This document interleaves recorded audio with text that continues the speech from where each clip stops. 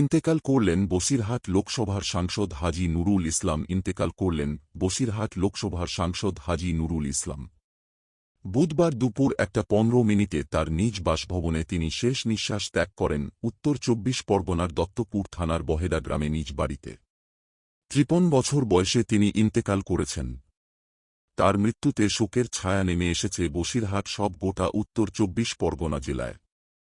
মৃত্যুর খবর ছড়িয়ে পড়তে ইতিমধ্যে তার বাড়িতে ভিড় জমিয়েছেন তৃণমূল কর্মী সমস্ত সহ সাধারণ মানুষজন। তিনি রেখে গেছেন স্ত্রীসহ 4 পুত্র সন্তান। সদ্য সমাপ্ত লোকসভা নির্বাচনে বসিরহাট লোকসভা থেকে মুখ্যমন্ত্রী মমতা বন্দ্যোপাধ্যায় তাকে প্রার্থী করেছিলেন।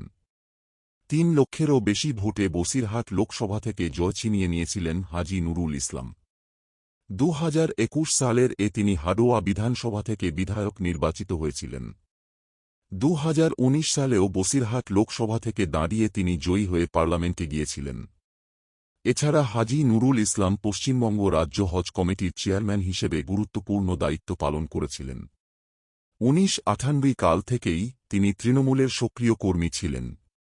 বাম আমলে বারাসাত এক পঞ্চায়েত সমিতি ও পরে উত্তর 24 পরগনা জেলা পরিষদে তৃণমূলের নির্বাচিত প্রতিনিধি ও বিরোধী দলনেতা হিসেবে দায়িত্ব পালন করেছেন।